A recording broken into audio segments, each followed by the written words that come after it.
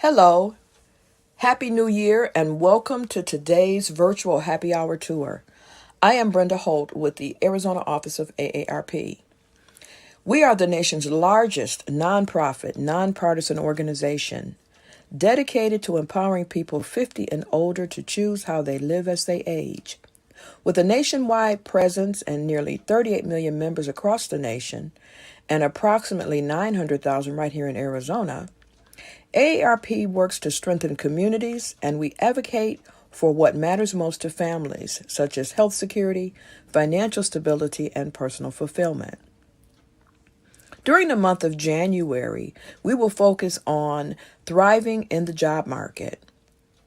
For almost 2 years now, older workers continue to feel the impact of the coronavirus pandemic. While unemployment rates have decreased overall in 2021, this trend has not been the case across all populations.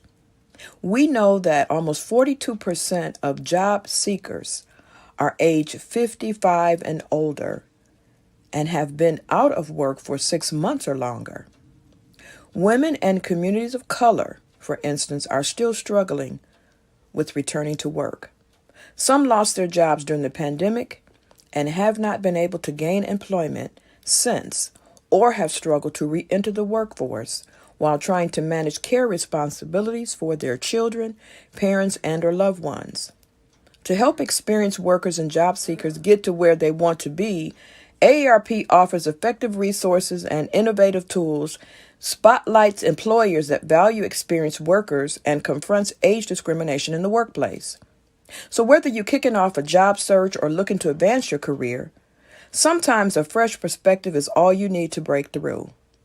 Re-energize yourself and learn how to apply your skills in ways you've never considered. At AARP Working Jobs, you will find innovative tools and tips for experienced workers. It is a whole new way to jumpstart your job search or to help accelerate your career. Visit us at www.aarp.org/work. Thank you again, and with that, I will turn it over to our illustrious Marshall Shore. Hi, Marshall. Happy New Year.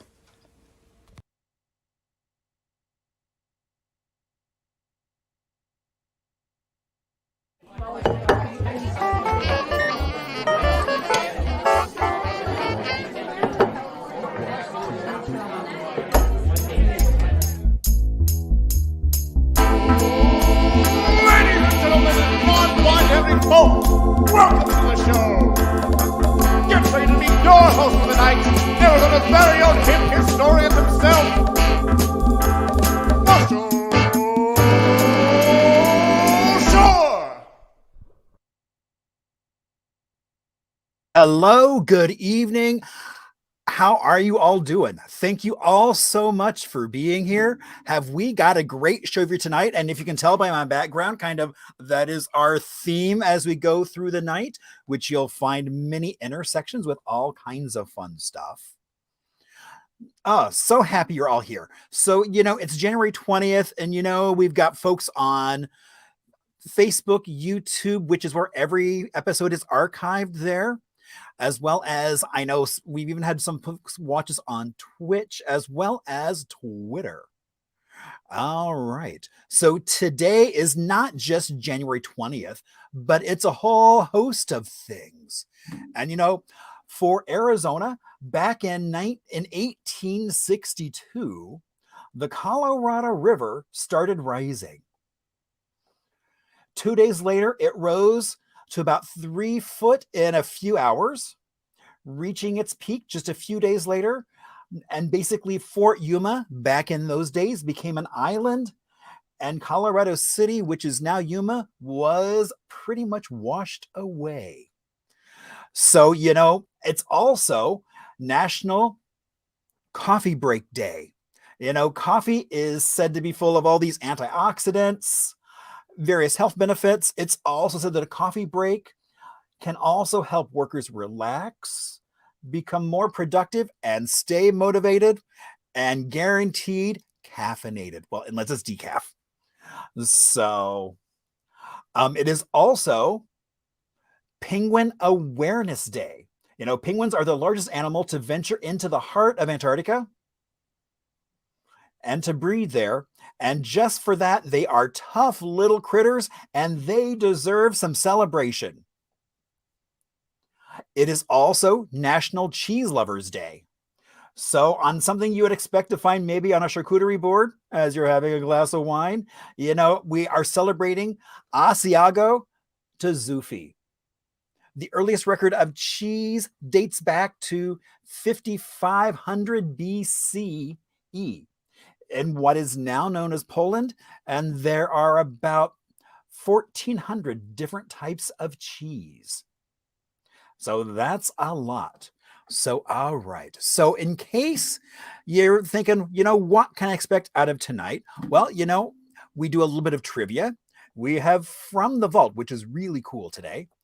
Well, I think it's cool every day, but I think today is actually really cool. But we'll get into why and what it is later. We also do a little bit of Arizona music history, as well as Little Arizona. And there is a beverage, as well as an amazing guest. Oh, you know, actually, I realized I forgot to put in here. It is also National DJ Day. And, you know, with National DJ Day, those are those folks that used to spin disc. Now, most of them, I think, are either on phones or on digital. But, you know, we actually have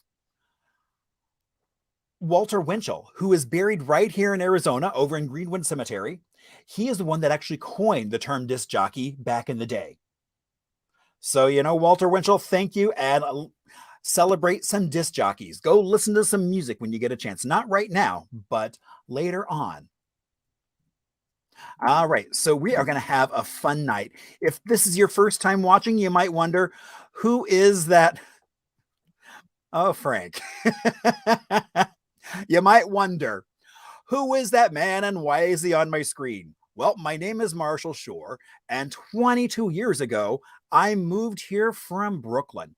I was working in a Carnegie building, decided to trade that beautiful old building for a 1950s library in South Phoenix that had this rich oral tradition. And oh my gosh, you know, it was such a great place, was rich with oral history of the community. And that's one of the things that got me going and doing exactly what I'm doing now. Now it is in a really new library, just a few years old, and it's quite fancy. When we moved here, we promptly moved into a 1956 ranch. Now, when we moved in, there were oh so many tones of beige. I'm happy to say now it is much more simplified, seafoam and cantaloupe. There's what my kitchen looks like today. All that buttercream yellow tile, that brand new for GE for 1956, that buttercream yellow oven with no window. So it made holiday baking a little treacherous. Now, as soon as we got here, all we kept hearing about how there was no history here. But, you know, I quickly realized that was not true.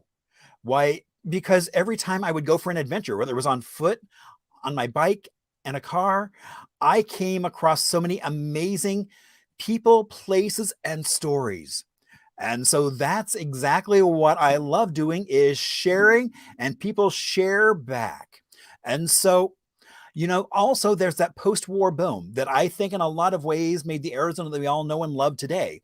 All those GIs that either were stationed here, trained here, or passed through on their way to somewhere else. And, you know, after the war, they were moving here in huge numbers, and in some cases looking for a house just like mine.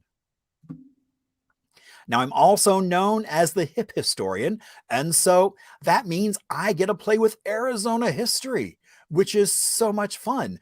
And coming up in just a couple of weeks, on the 29th, we're going to be in Cottonwood with a really cool panel of folks talking about history of film kind of in the Verde Valley, Cottonwood, Sedona, as well as just some of the history that's there. We'll be talking about all kinds of fun stuff. We've got a great panel of folks up there, and we're going to be at the Old Town Center for the Arts right there in Cottonwood. So be sure and check them out.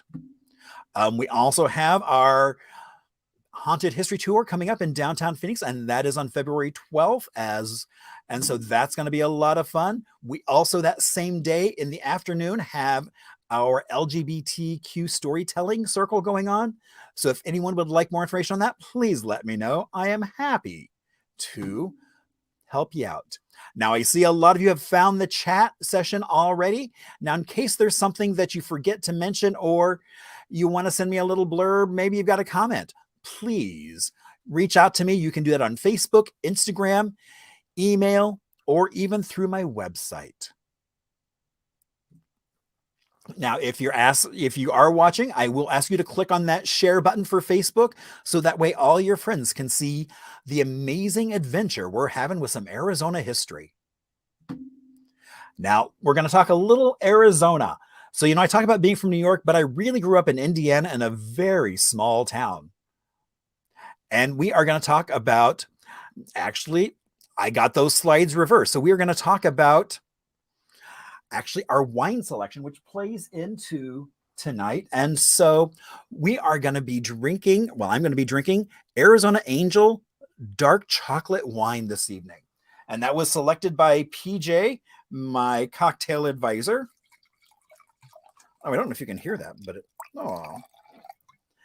and it's got a lovely little viscosity as it clings, which is oh so nice.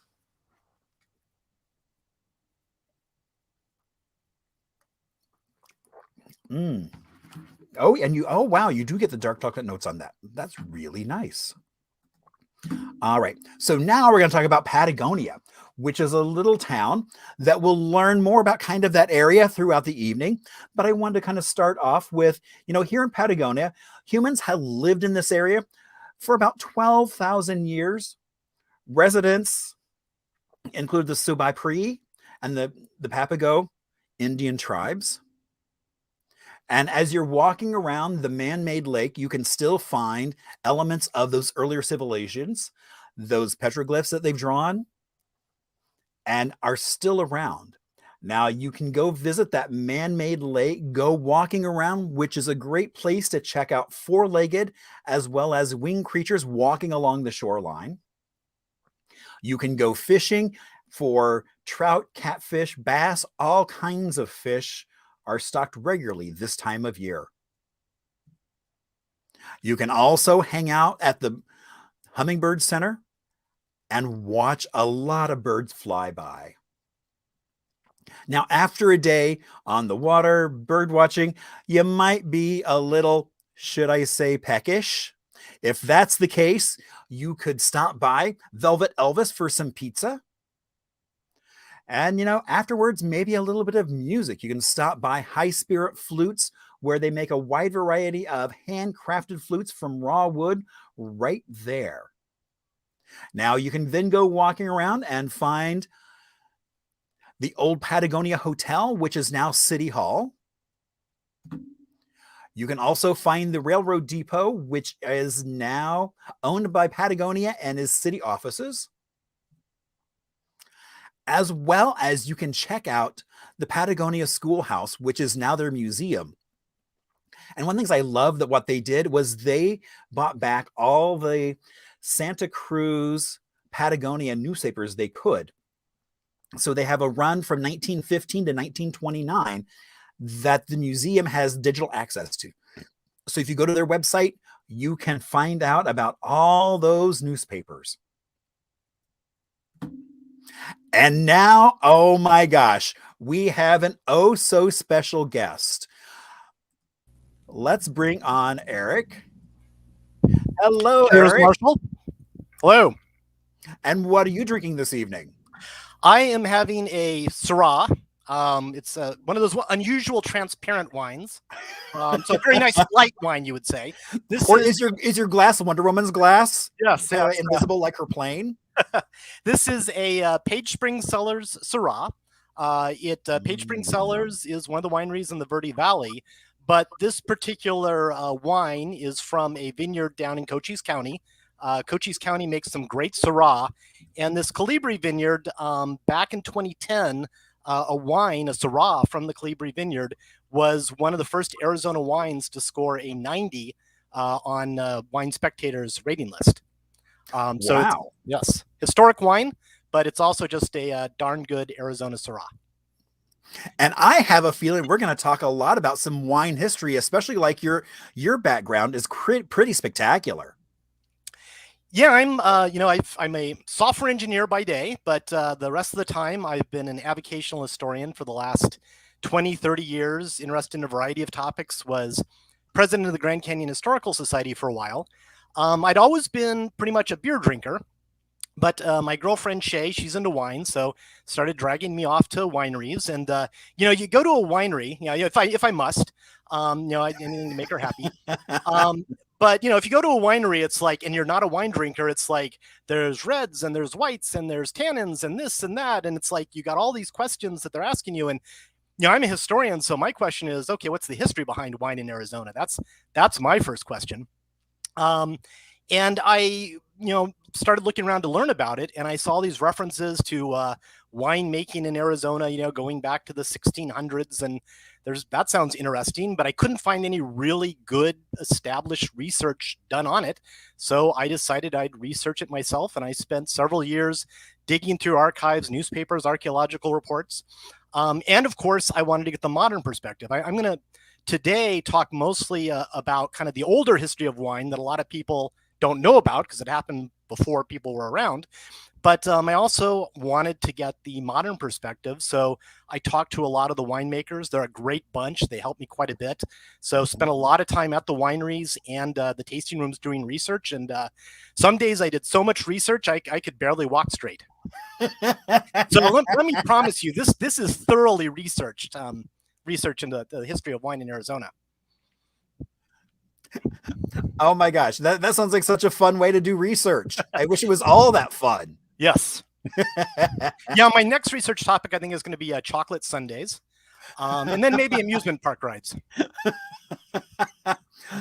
Well, and rumor has it there's actually there's been movement on the amusement park, an amusement park somewhere in Arizona that remains to be undisclosed where or who, but supposedly, not that rumor hasn't hit before, but who knows? Yep. We can always hope. Yes. Just one other little note for those that are interested in the deep dive in the footnotes.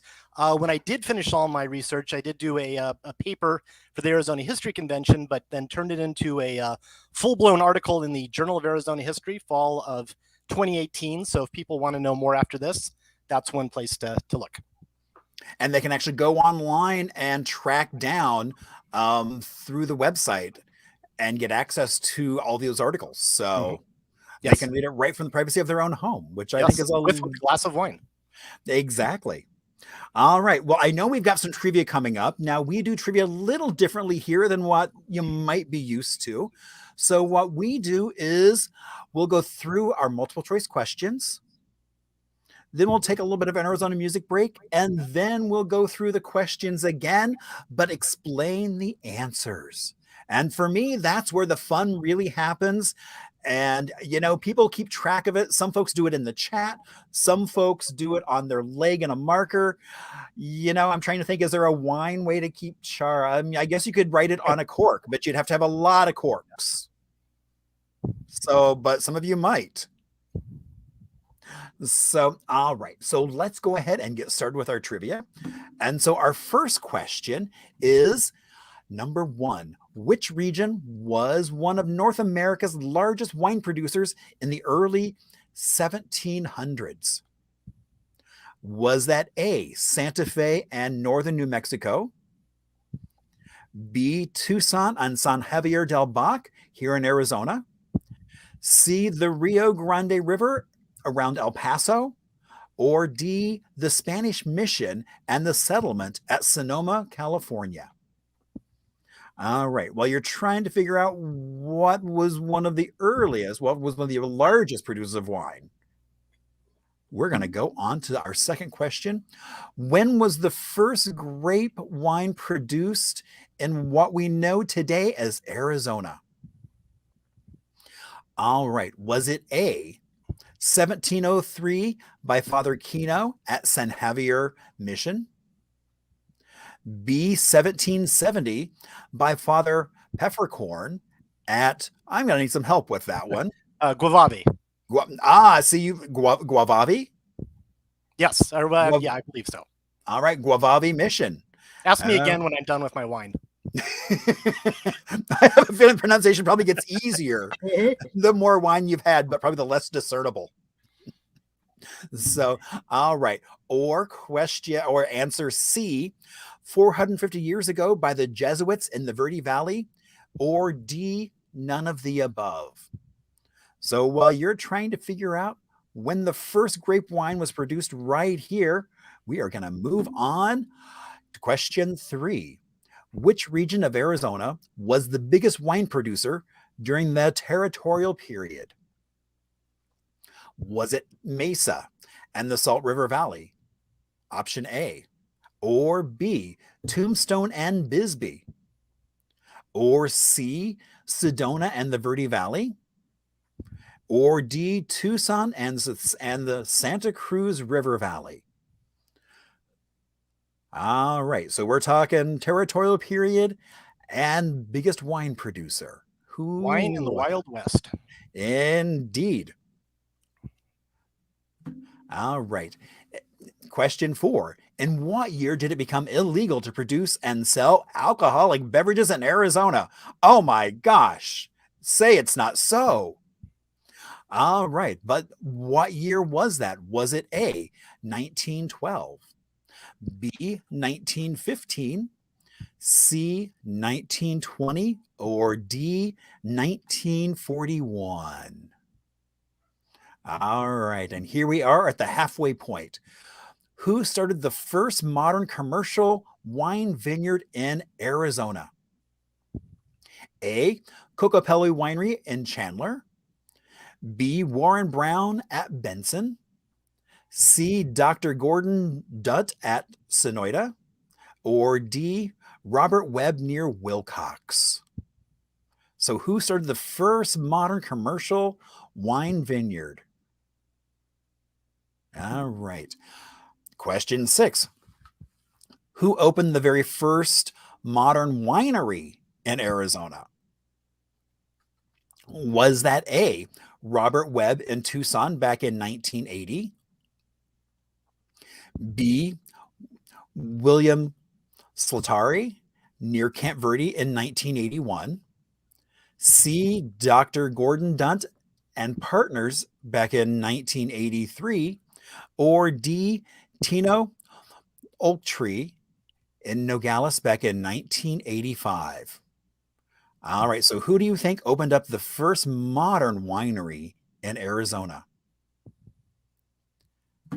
All right, question 7.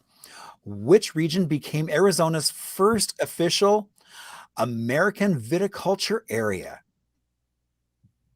Was that A, the Verde Valley back in 1891, B, Sonoita back in 1984, C, Wilcox back in 2016, or D, the Chino Valley back in 1991?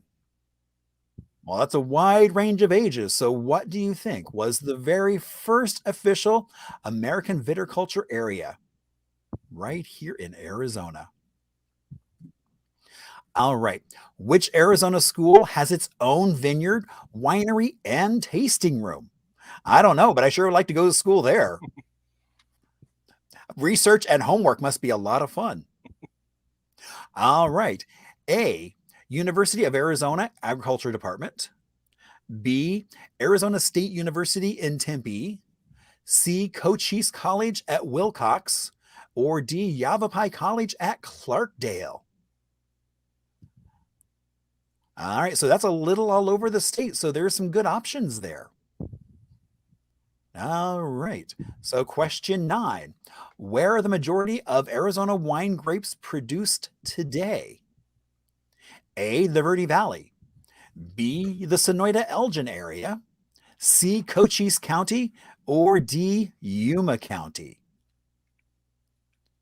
All right, and question 10.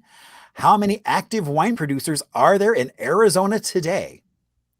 A, less than 20, B, between 20 and 40, C, between 40 and 60, or D, over 60 and still counting and drinking? All right. And that normally would be it, but we have an extra bonus question, which is quite topical. And so, when is the Arizona Wine Festival held in Phoenix? Is it A, the first weekend after the fall harvest? B, the second weekend in May? C, any time a bottle of Arizona wine is opened? Cheers to that, I would say. Oh, I don't want to give away an answer. Sorry. Or D, next weekend.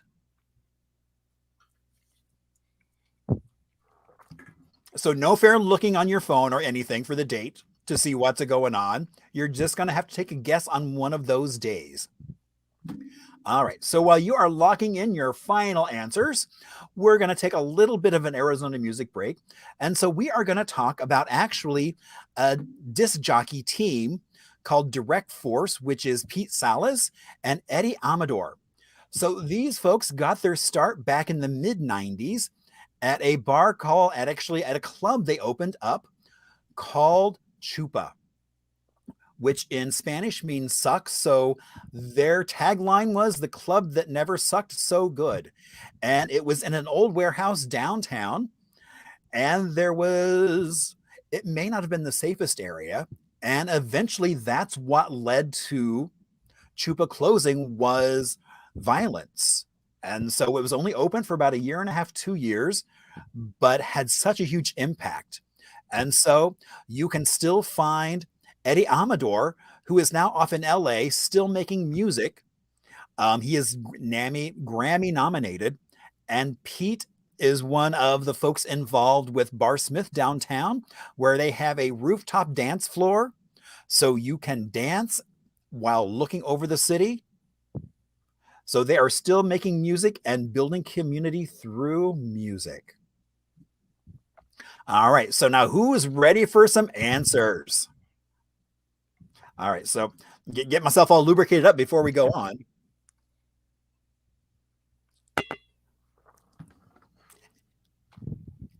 All right. So, which region was one of North America's largest wine producers in the early 1700s?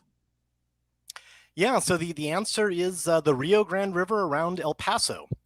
Most of the wine that we drink today, there's dozens of grape varieties around the world, but most of the wine we drink today actually comes from one species of grape, Vinus vinifera, the Old World wine grape, and it does not grow naturally here in the New World. So it only came over with the first Europeans. It's not used to living in North America. There's bugs and funguses here that it's not familiar with. So in a lot of places, the wine grapes did not do well.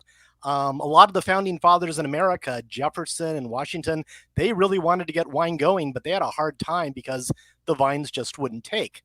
But in Mexico, the Spanish had a little bit of an easier time for a variety of reasons. And one reason is one of the varieties of Vinus vinifera that they brought over, the different varieties, you've got Zinfandel, you've got Chardonnay, those are all varietals.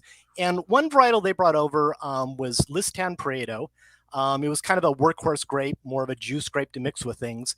And for whatever reason, it actually seemed to do better in the New World than a lot of the other varieties. It could survive where other ones couldn't. And it became the very dominant grape in the Spanish-held areas.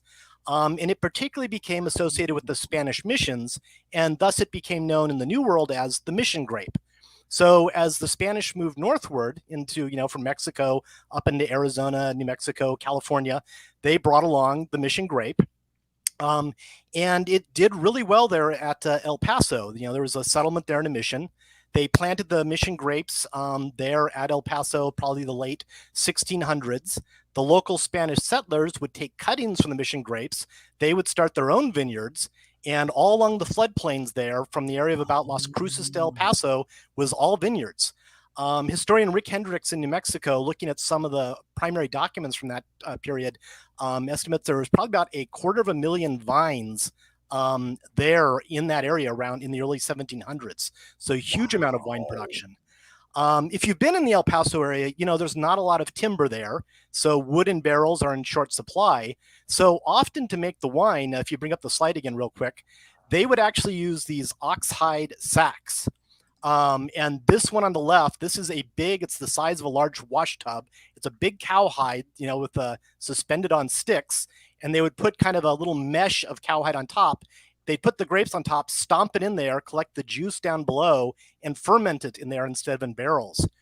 Now, if you've been to, like, say, a tasting room, people get fancy with the description of the wines. This wine has, notes of old wood or, raspberries or hints of leather.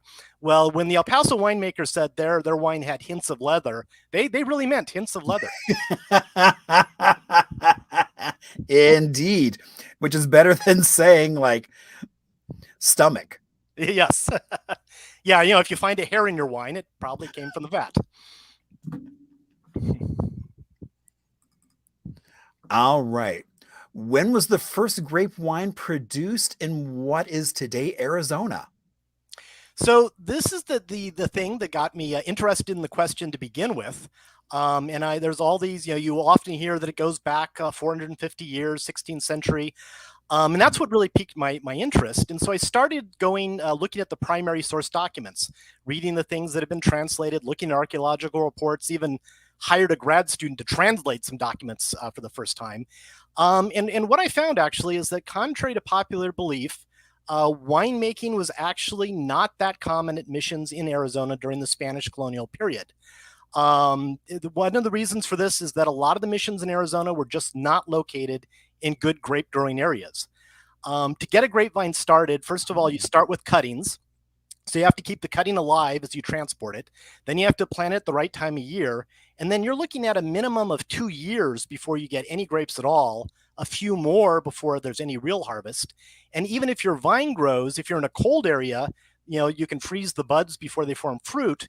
And in wet, humid areas like Phoenix and the Tucson area, the humidity during the monsoons causes rot on the grapes before they can ripen. So as I was looking through all this, I found constant references to the grapes not getting started or the getting rotted. There's the story there about Kino. One quote you often see is Kino talking about vineyards sufficient for wine mass.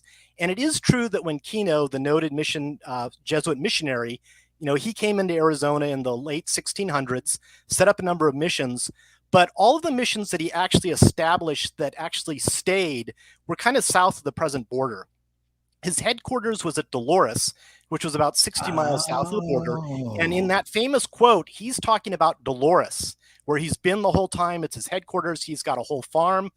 Now, obviously, Kino roamed all throughout Arizona, and there were places he wanted to have missions, like Santa Vera.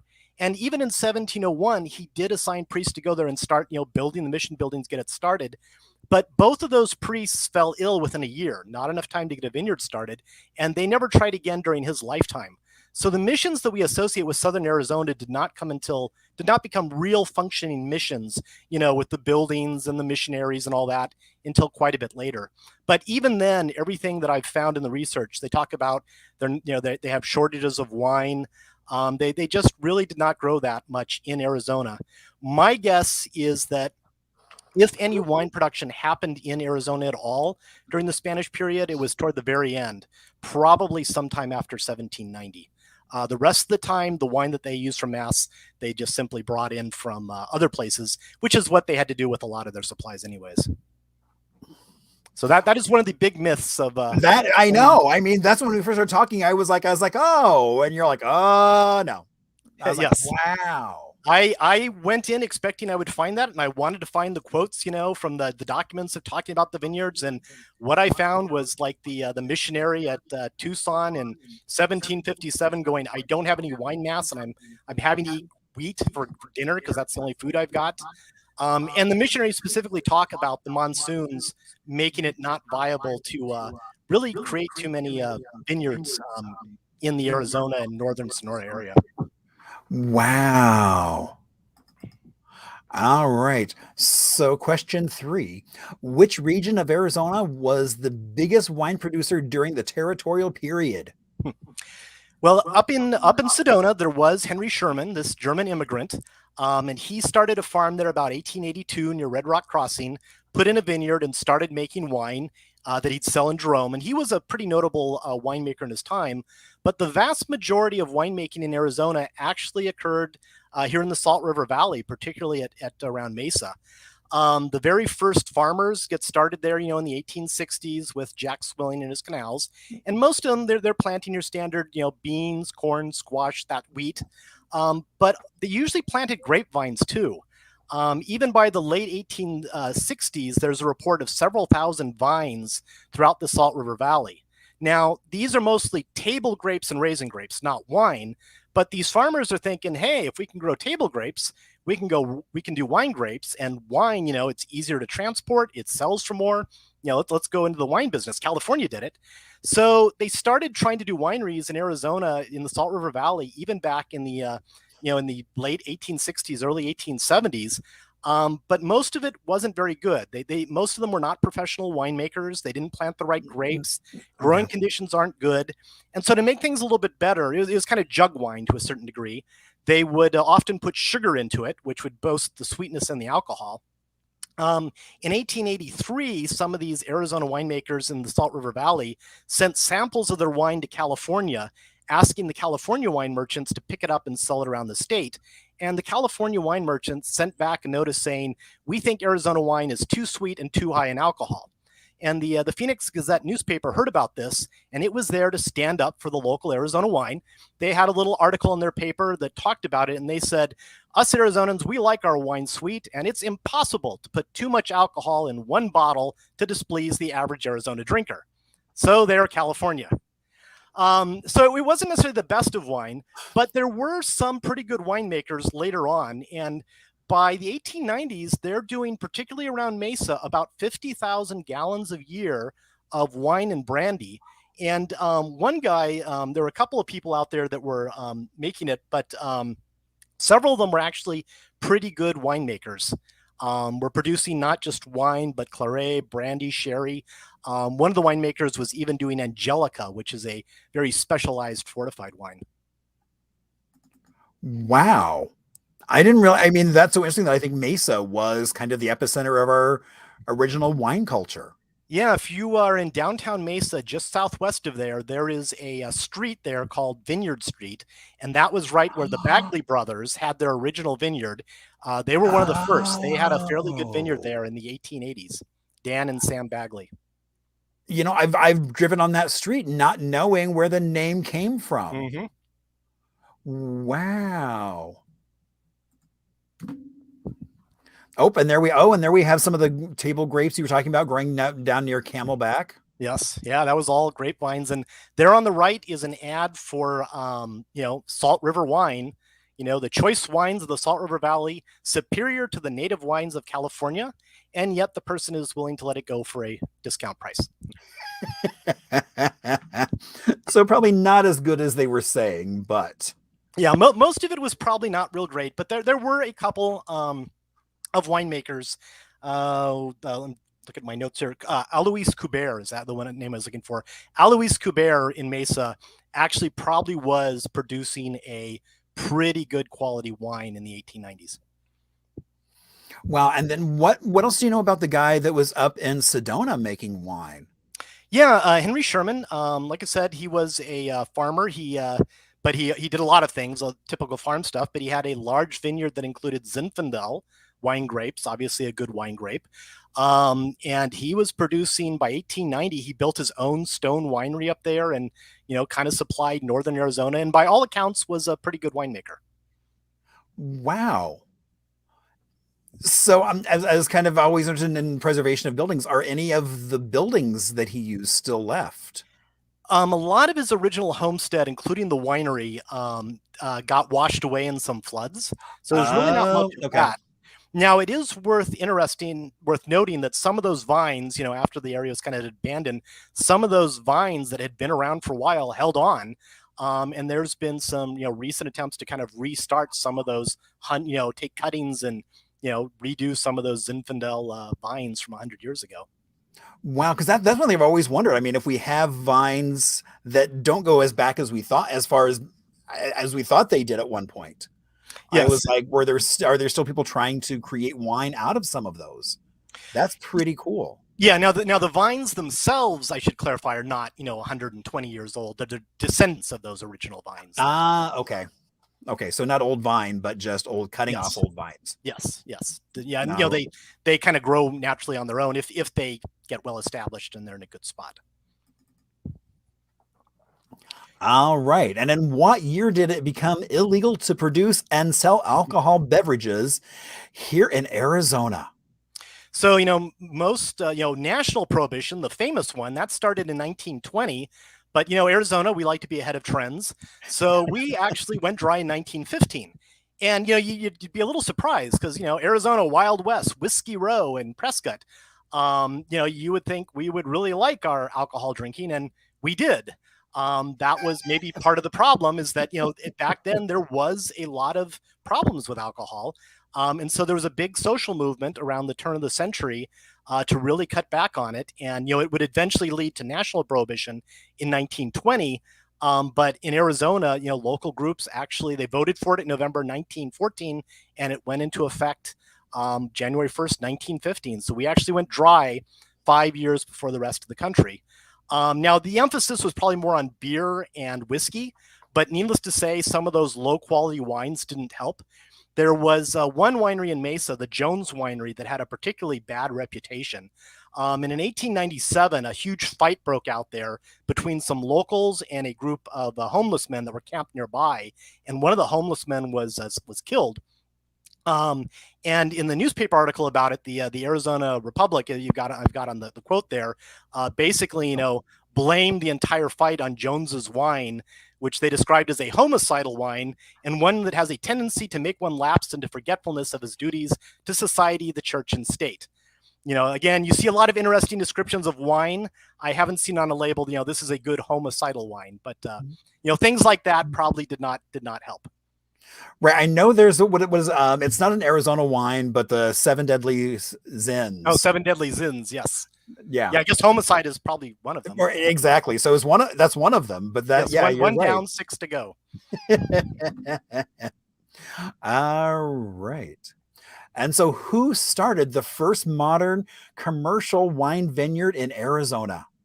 So that's this guy here, Dr. Gordon Dutt, who incidentally just passed away this last fall. Dutt was a PhD soil scientist. He kind of started his career in California, working for UC Davis in the heart of wine country. So he was very familiar with California wine country. And then in the 60s, he comes out to Arizona, takes a job with the U of A in Tucson. And he's supposed to be studying how do you increase agriculture in the desert. And he's traveling around Arizona and he's going, you got some great wine growing areas here. Why aren't you growing wine? And so in 1972, he's doing this little project up at the Paige Ranch by Oracle. He's not really supposed to be doing wine tests, but he plants some wine grapes there anyways, lets the wines grow for 2 years, collects the fruit. These are a range of California grapes, takes the grapes home, stomps them, in his kitchen, and has a little wine tasting. So this is the first wine made from Arizona grapes in like 50 years. And to everyone's surprise, it's pretty good and it gets a lot of attention. And so a local regional committee gives him funding to study the possibility of starting a wine industry in the Southwest. So he and several other researchers from the U of A spend the next couple of years traveling around the Southwest. They set up test vineyards, they collect all sorts of data.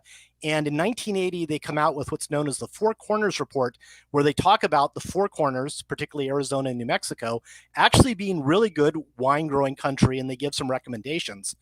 One of the places where he did a test plot was on the Babacamari Ranch down in southern Arizona by Sonoita, owned by the Brophy family. And he was so happy with the results there that in 1979, Dutt actually leased that property from the family and he started Sonoita Vineyards.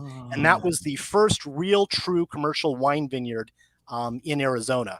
He'd done some testing earlier, but this one was an actual true commercial production vineyard. So that was the first, and you can still go down there. The original grapes that he planted back then got taken out by Pierce disease in the 1990s, but the vineyard itself got replanted, so you can still go down there and visit Sonoita Vineyards. So that was one question I had with Prohibition is what effect did that have on all these vineyards? I mean, we heard about Jones Vineyards, but yes, what happened to the other vineyards that were across Arizona during Prohibition? Most of the wineries shut down, obviously. Now in California and a few other states, some wineries did stay open throughout Prohibition because they either made wine for religious purposes or medical purposes. And that's important because when Prohibition ended, they had the equipment and the skills to restart. None of the Arizona wineries were able to stay open. Most of the winemakers either moved or died during that period. So there really wasn't anybody there to take over. And when they stopped making wine, the vineyard shut down. Now, grape vineyards remained very popular in Arizona throughout Prohibition. And people would often buy grapes to make wine at home. But again, it wasn't very good. So grape growing kind of boomed a little bit actually in Arizona during Prohibition. Oh, that's so interesting. They had like this little pickup because of Prohibition, yes. People making home wine. Yes, and then there's all sorts of jokes around that, giving instructions on don't follow these exact steps because you might accidentally make wine. There's an ad for a company down around Tucson that's selling land that talks about the recent high demand for grape juice in the United States, and it's good grape growing country. So yeah, the winery shut down. Most of the good, and to be honest, the Arizona, most of them were not growing good wine grapes anyways, or not growing wine grapes that do well in Arizona. So to the best of my knowledge, a few of the vines like Sherman's up in Sedona went rogue and kind of went off on their own, survived after they were abandoned. But, most of them, they just stopped tending them. And of course, in the Salt River Valley, everything got built over later. All right. So who then opened the first modern winery in Arizona? Yeah, so Robert Webb actually did that. And, he kind of did it the other way around. He actually started a winery without actually having a vineyard. He was a Navy vet. He was in San Francisco during the Vietnam War, a Navy pilot, and that's how he kind of got a good taste for wine. He grew up in Arizona, so after he got out of the Navy, he came back to Tucson, opened a hobby shop, and it kind of became the center of like home winemakers and home beer brewers. So he would make a lot of his own wine at home. And in 1980, he actually started a winery in a little warehouse in North Tucson, but he would get his grapes from California. So he'd go over to California, buy the grapes, drive them back in the cool of night, and then make them here in Arizona. So Arizona winery, but California grapes. But he did in, I think it was 1984, he did actually start his own vineyard over by Wilcox. And that was the first of the Wilcox wine vineyards. And a couple of years later, he opened a much larger winery along I-10 south of Tucson. And even though he retired from the wine business, back, in the 90s, if you're driving along I-10 south of Tucson near Vail, and you see that big sort of mission style building there, that's sort of on the north side of the highway, that is Webb's second winery, built in 1986. And, that was one of the biggest wineries in terms of production in Arizona at that time. Oh, wow. I've seen the building and just assumed it was like an old banquet hall. Yeah, no, that was wow. Now, again, this was his second one. His original one was in right, but still, wow, that's pretty amazing. And then just a couple of the others, Bill Stelteri up there by Camp Verde. He was in operation until just a few years ago. Right before you go over the edge down into the Verde Valley, there used to be that little sign that the last turnoff there that said wine. That was Bill Stelteri's, and he started around 1981. So Dutt, they wanted to have their vineyard first and get some grapes. So Dutt and a number of other vineyard owners in Sonoita, they waited until they had grapes to produce, and then they formed a co-op winery, Sonoita Winery, in 1983. So that's why they started a little bit later, but they were Arizona grapes from the start. And then down in Nogales, you have Tino Ochiltree with his Arizona Vineyards winery outside of Nogales. So those are the first four modern wineries in Arizona. Wow, and how times have changed. Yes. But we'll get to that in just a little bit. All right, so which region became Arizona's first official American viticulture area? So these viticulture areas, or AVAs, this is kind of the American version of the Appalachian system in Europe. So, you know about like Napa wine and Sonoma wine. Those are both, AVAs. It's a federal recognition that an area is a distinct wine producing region that has its own characteristics. So it's kind of an official mark that you're an official wine producer. You don't have to have it to make wine, but it recognizes that you create wines distinctive of that area. And back in 1984, Dutt and a number of the other winemakers, by this time there's 4 or 5 vineyards in the Sonoita area, they get together with Blake Brophy, who's a lawyer, and they go through the paperwork, and Sonoita becomes Arizona's first AVA in 1984. And it's worth noting, it was the first AVA not just in Arizona, but in the entire Southwest. So it is one of the oldest AVAs in this part of the country. Oh, wow. And for many years, it was the only one in Arizona. And then a few years ago, Wilcox, became an official AVA. And then just last year, the Verde Valley. All right. That's so fascinating. All right. So, which Arizona school has its own vineyard, winery, and tasting room?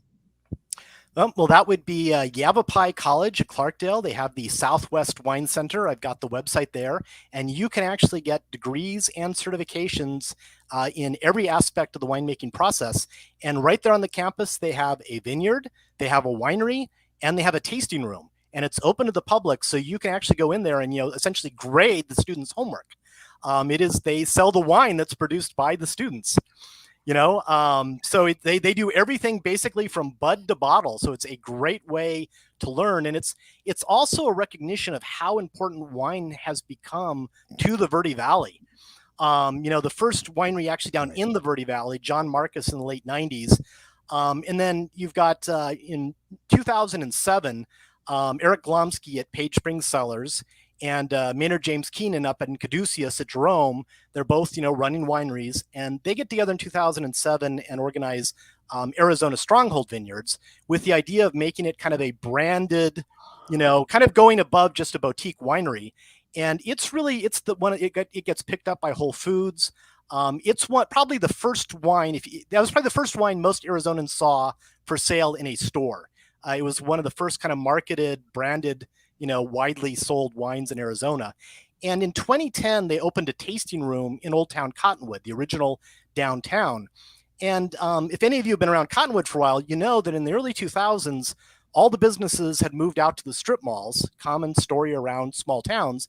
And that old historic downtown with its great buildings was kind of in sad shape. About half the buildings were empty.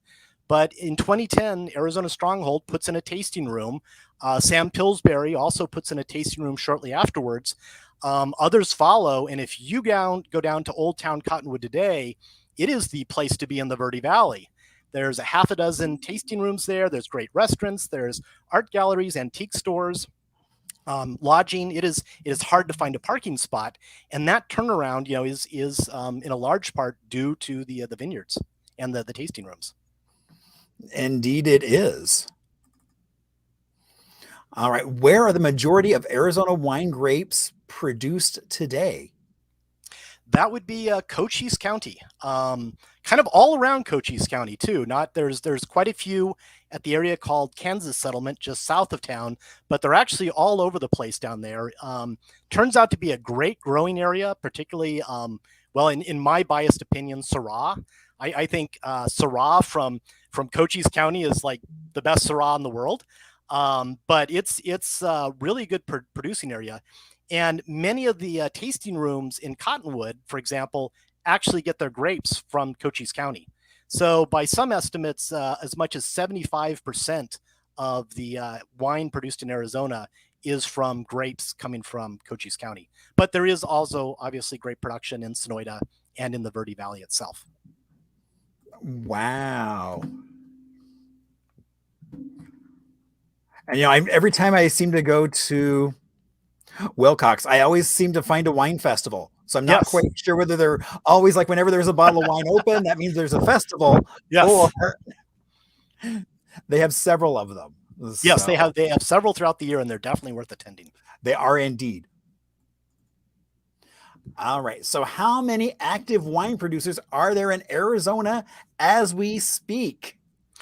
To be honest, this is a trick question, and it turned out to be a trick question for me because it's actually pretty hard to figure this out. if you it depends on how you count them. If you talk to the to the Arizona Department of Liquor, there's 120 active licenses right now. But that includes mead makers, cider makers, and stuff like that. If you look just at wine, it's about 100, but a lot of those are ones that have not actually started yet, maybe won't start. Sometimes a single winery might have 3 or 4 different labels for different markets. Sometimes you've got multiple labels being produced by the same wineries, there's a lot of overlap. So my count of 60 is just based upon my own going to the ones I know of. It's the ones that are distinct organizations producing a branded wine, and they have a physical location specific to that wine, either a tasting room or a winery. So this is probably the most narrowest count you can come up with, and it's probably well over 60. And I am pretty sure that in the time we've been talking, there's probably been at least one more that's opened. Because if you look at my little graph there, it has just been growing exponentially. There's at least another half a dozen in the works. So it just keeps growing. And I've talked a little bit about the old history, leading up to this. And I don't want to give the idea that Arizona wine is still struggling in its pioneer days. It is definitely well established. I wanted to talk about some of the modern wineries, but I couldn't even come up with like my dozen favorite to talk about. There's just so many good ones. I will say that my friend and photographer, Janelle Bonifield, did the book you see there, Arizona Uncorked, and I've got a little history section in it, but it has great photographs and bios and descriptions of probably about 50 of the major wineries. So if you want to know more about individual wineries, that's a great resource. But I think the thing people need to understand is that we're in, I think, a golden age for Arizona wine. California wine, the big famous one, you've got these huge wineries over there. They're producing millions of gallons a year. And if you get their wine year after year, you notice it always tastes the same, a given bottle. And that's because they formulate it, every year they mix and balance it to come up with this flavor profile based upon a study group. It's very, very much sort of manufactured wine in many cases. In Arizona, you've got these winemakers that have been around now for 20, 30 years.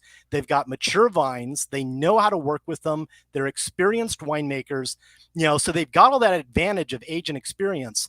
But when you talk to the winemakers here, they still have the passion. They have to make a living, but they're in it because they love doing this. And they bring that to it in a way that I think a lot of other wine regions have lost. A California wine in many cases is sort of like going to an Applebee's. It's like everything is scripted. They've got everything planned out. It's not bad, but they're always the same. Arizona wine is more like having a home-cooked meal done for you by a master chef with 20 years of fine cooking experience. It is a crafted experience, very much tied into that person's story, very much tied into Arizona. So we are at this just perfect balance. So it is a great time to experience Arizona wine. No, and you are so right. I mean, I love it's like there are so many restaurants that really focus on local wines across the state. And so really tailoring their food to those palates and everything. And so I agree. I think it's a great time. Like you watch old movies and like, it's a Rothschild from like 1852. Yes. And it's like, and I think with California wine, you've really kind of got away from that where everything tastes alike. Yeah, there is, some small boutique wineries, well, quite a few still in California, but the big brand names you see in the grocery store, they're, as one wine expert put it, wine like drinks. Real wine should change year to year because that's what wine does. And a few years ago, there were some big fires in the Huachuca Mountains with a lot of smoke. And it's kind of interesting. Some of the wineries, if you got wine from that year, you can taste a hint of the smokiness in the wine just for that year. So wine that's made, this estate wine that's made by the winemaker from local grapes, it reflects what was going on in that year. You're tasting a bit of a specific place and a specific time. And that's a great thing. I like the fact that there's some wineries I've gone to and I'll get a particular wine, every year for several years. And you can see how it changes from one year to the next. It is an alive thing. It is an evolving thing. And that's what Arizona wine industry is. It's this live, dynamic, evolving thing. We are indeed still the Wild West of wine. Look at us. Yes, we are still the pioneers, but we know what we're doing. Indeed. All right. Well, we have one more question. That's our bonus question. And so, when is the Arizona Wine Festival held here in Phoenix? Yes, and that is not this weekend, not tomorrow, but next weekend, Saturday and Sunday, January 29th and 30th, downtown at Heritage Square near the Science Center and the Convention Center. There's all sorts of things about wine critics and what I like and what you like, but really, Eric Glomsky likes to say, trust your palate. Everybody's wine tastes are different, and the best way to figure out what Arizona wine you like is to go to one of these festivals, and there you can try for a small amount of money, try samples from different regions, different wineries, really try a breadth of different wineries. That is the one that's coming up the soonest. But as you mentioned, Wilcox has several a year. The Steam Pump Park down in Oracle Valley, north of Tucson, has got one coming up next month that has wineries from across the state. So if you want to learn more about Arizona wine, definitely try it in the stores, go to the wineries. But these wine festivals that are held throughout the year, that is a great way to get a cross-section, talk to the different winemakers, and really see what you like and really learn what Arizona wine has to offer. Right, because it's really diverse. I mean, that's Yes. what I mean. You can find a palate. You can find something that's for everyone's palate. Yes, that is the neat thing about wine that still reflects the winemaker. Sometimes you look at one winemaker and they go, this is my wine the way I like it. And you drink it, and it's like, you have a different vision than I do. But somebody else is going to like that. But on the other hand, you're going to come across winemakers whose palate is very much like yours. And so they're going to create something that is going to hit you in a way that nothing in a grocery store is. It's going to be a magic in a way you haven't experienced, because there is so much variety. It's just a matter of finding where your tastes lie. Like I've come to realize that, like, for me particularly, Syrahs out of Wilcox area, great. But other people, may like Tempranillos out of Verde Valley, Cabernet Sauvignon out of Sonoita. Everybody's taste is different, and you can find something that matches you somewhere in Arizona. Indeed. So I see people already started saying, oh, here's how I've done. Like Anita got 3 out of 11. Wow. But some of those there's some tricky questions in there. There are some tricky questions in there. And, I always like to say, it's not how many you got right, but as she said, it's all about the stories and the learning about her guesses. Yes, and it's really, how much wine you drank during the show is a good measure too. So the direct correlation between do your guesses get worse as the show goes on? Yeah. So Erik, thank you so much for sharing, obviously, one of your passions, which is great. Yeah, it's meeting all these winemakers out there and the people that work in the vineyards. That has been one of the great things. Usually I'm dealing with dead people, researching stuff long in the past. So it's really been great just to talk to all these people, get a sense of that winery world as it is today. I mean, I definitely encourage people to go out and visit the vineyards and the wineries. It's a great experience. Well, I know I've had some that actually have volunteered to go help pick grapes. Yes, yeah, that harvest is a lot of work, hands-on experience. Exactly. Yes, and I'm sure there's probably some at least drinking of the fruits on occasion, and beer drinking. It's a common saying that it takes a lot of beer to make wine.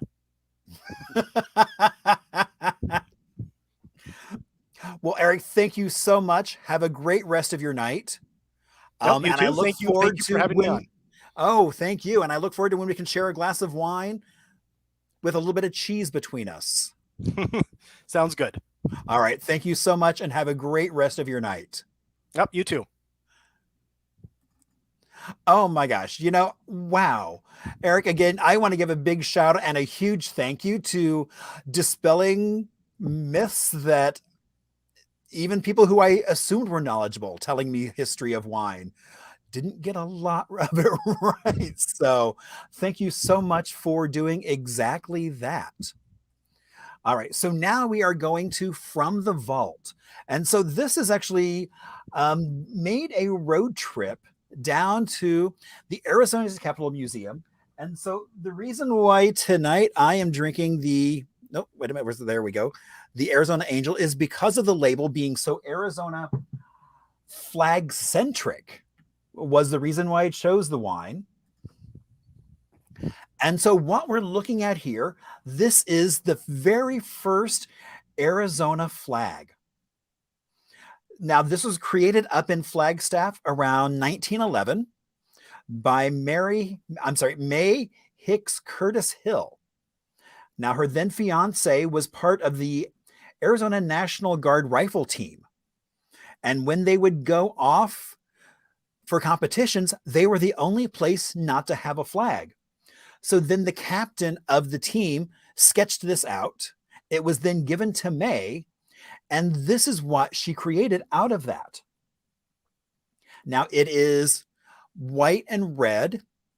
That is to represent the 13 colonies.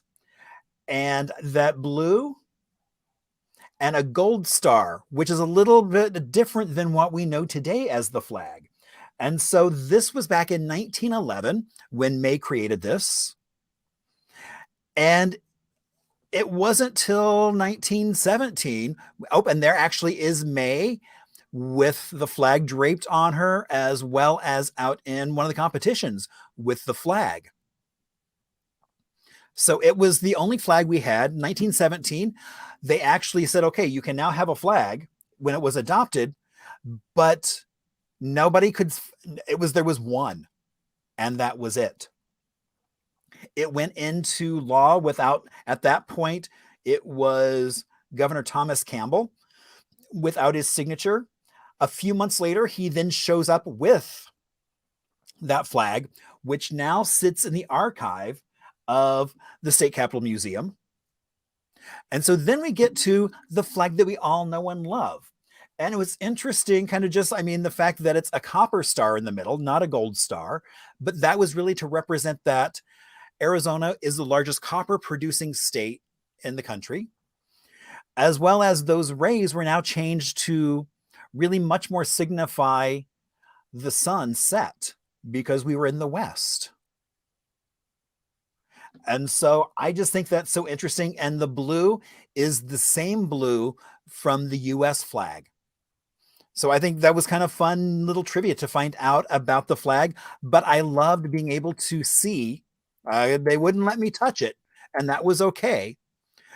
But still being able to see that flag so vibrant from 1911 was pretty darn cool.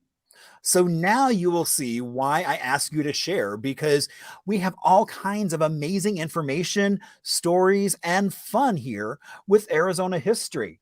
And I will give a cheers to that as well.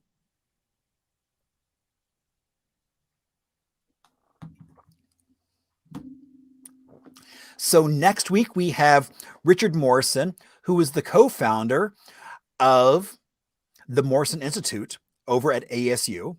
So that's going to be a lot of fun. So looking forward to that.